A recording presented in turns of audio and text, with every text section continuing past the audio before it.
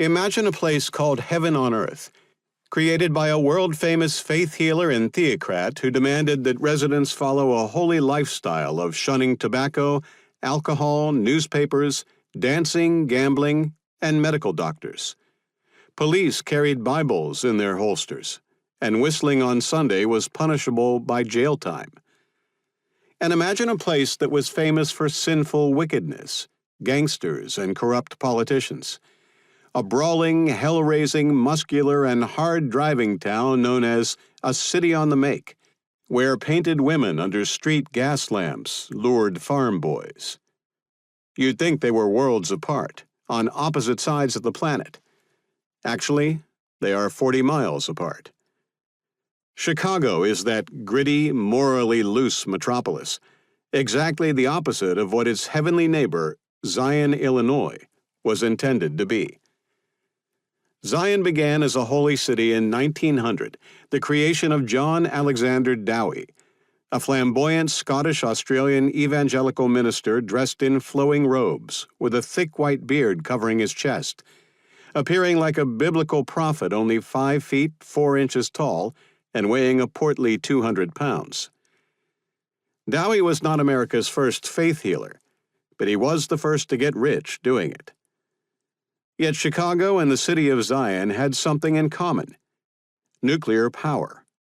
Chicago invented the atomic age, with the world's first sustained nuclear chain reaction at the University of Chicago on June 2, 1942, as part of the Manhattan Project, which desperately was trying in wartime secrecy to be the first to make an atomic bomb. They called it harnessing the power of the atom, a basic unit of matter. Nuclear power branched into 2 parts. The first is that devastating bomb, famous for its terrifying mass destruction and signature mushroom-shaped clouds. The other branch is nuclear electric power generating stations, dating back to an Atoms for Peace speech in 1953 by President Dwight David Eisenhower, who wanted nuclear energy to be more than a technology for death and destruction. Both branches are among the most controversial and emotional issues in American life.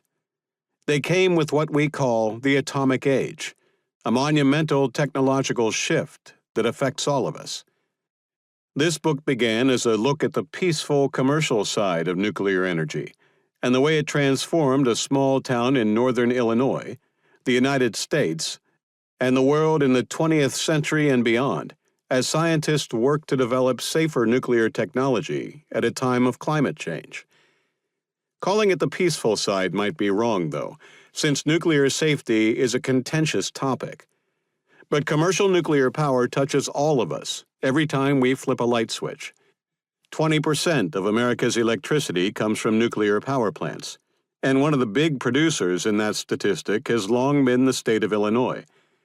Commonwealth Edison's Dresden Nuclear Power Station, the first privately owned commercial nuclear generating station, sprang to a